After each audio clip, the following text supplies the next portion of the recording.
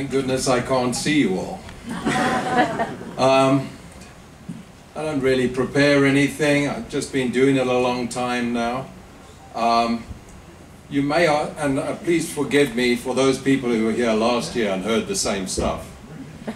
But it's no, I love reinforcing it every year.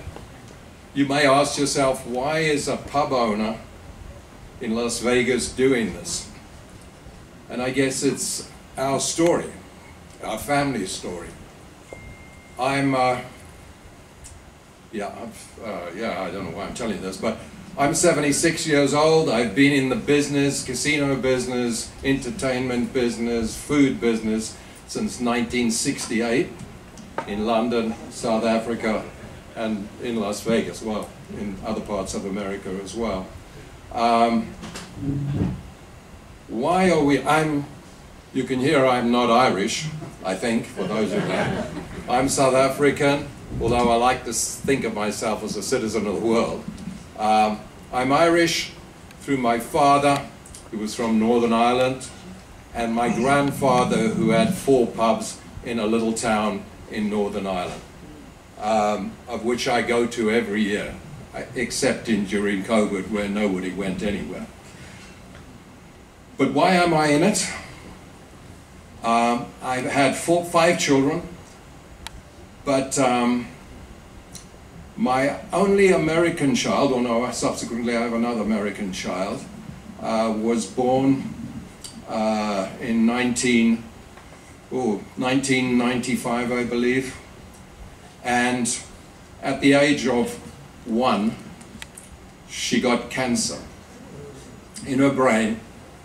And for the family, it was a devastating.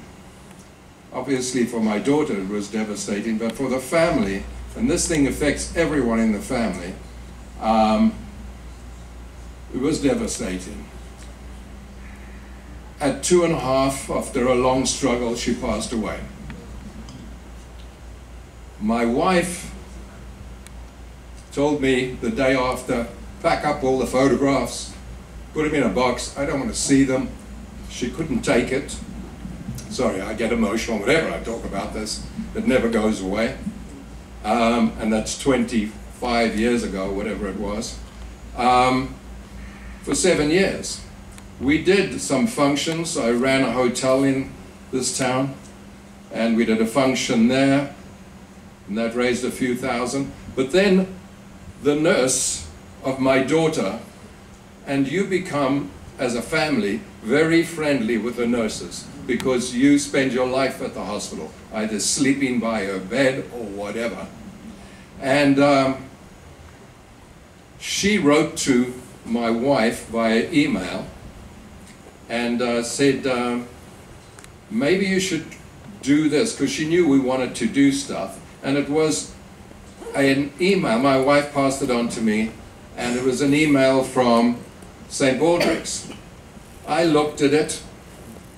I was busy at the time. I left it in my inbox, and a couple of months later I read it, and I realized that if I get involved with this, I'm going to have to shave my head. And having a bit of an ego, I thought, I'll think about that.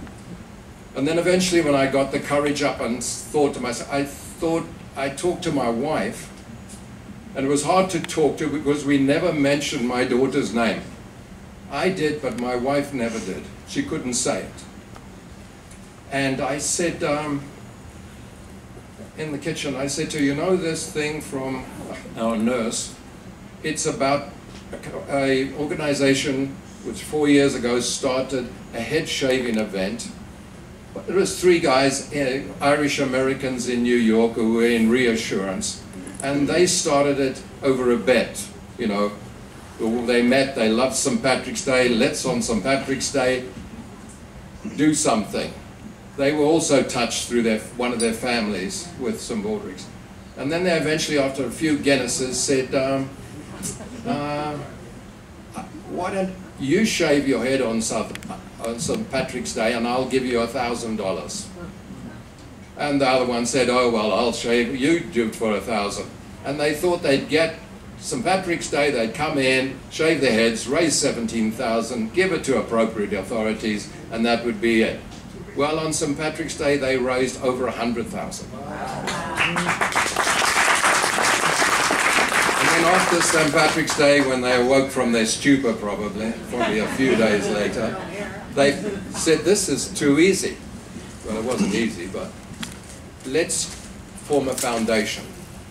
And they formed the foundation, and that's where I come in, not in a big way, but I come in because of my nurse. Anyway, I went in the kitchen to talk to my wife, and she surprisingly said, I'll shave my head. And my son, who was like 11, he said, I'll shave my head. And my daughter, who was like 7 I think she was, she just kept quiet. And that's fine, you know, that was fine. But about 2 weeks later, my wife was in her bedroom, in my daughter's bedroom, and my daughter cornered her and said, sorry, would Kyra shave hers for me? And my daughter was Kyra. And she said, yeah, I think so. So she was in it. She did it. And we got a number of our friends who we could trust. You know, when you're dealing with money and charities, you've got to get people that you trust.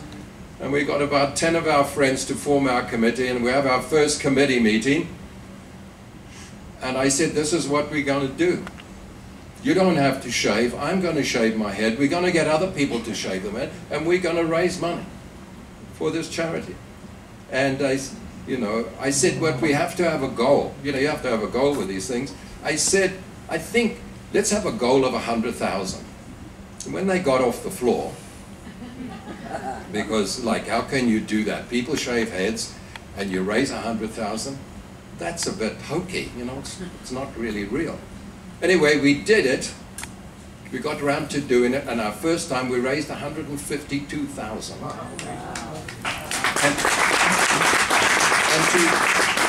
And to push this along a bit, because I hope it's not tiring listening to this, we've now raised in our pub 6.5 million in the 16 years, and we've raised, and for the town, for Las Vegas, North Las Vegas, Henderson, total we've raised 13 million or 12.5 million. And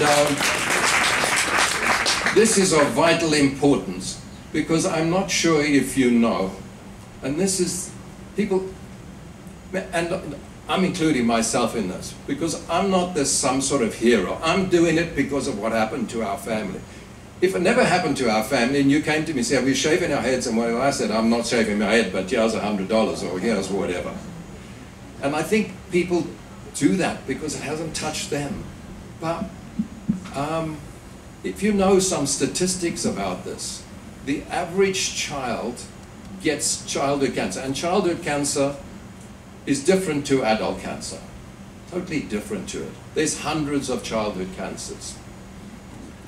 At 2.5 is the average age that they get it. They can get it at 18 because they can still get childhood cancer then. The average age that an adult gets cancer, different cancer, is 66. There's a little bit, and the average that we live to is 79.11, I think the total is. I'm 76. I've had a great life. I don't want to die of anything. I want to live forever.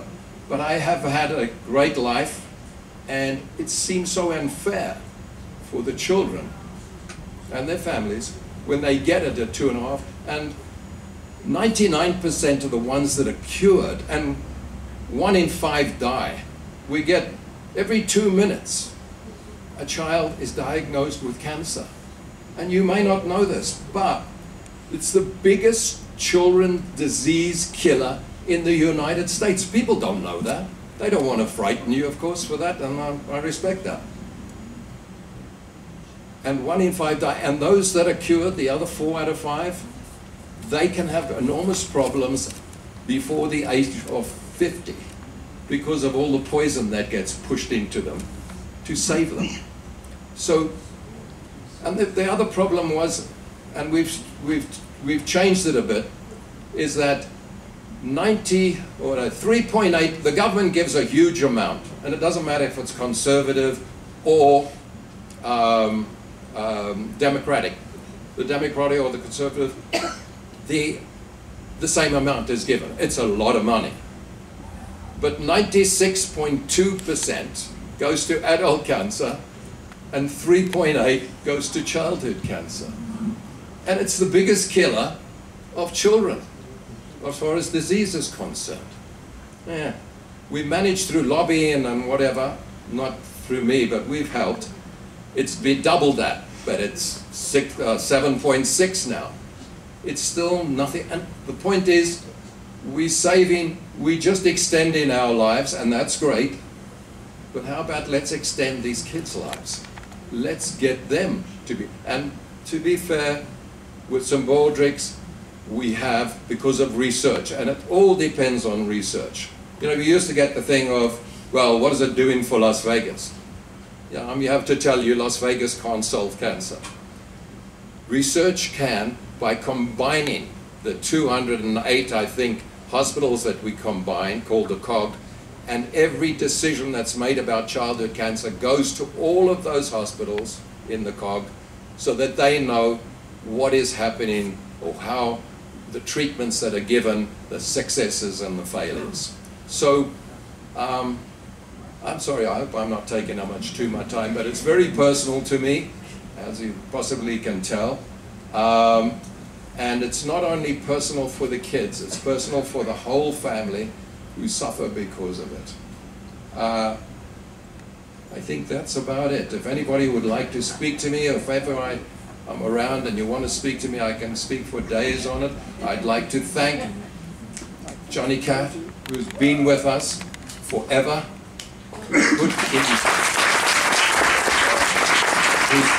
He's put his time in, he's brought people in, he brought Chris Angel into us. You know, Chris had his son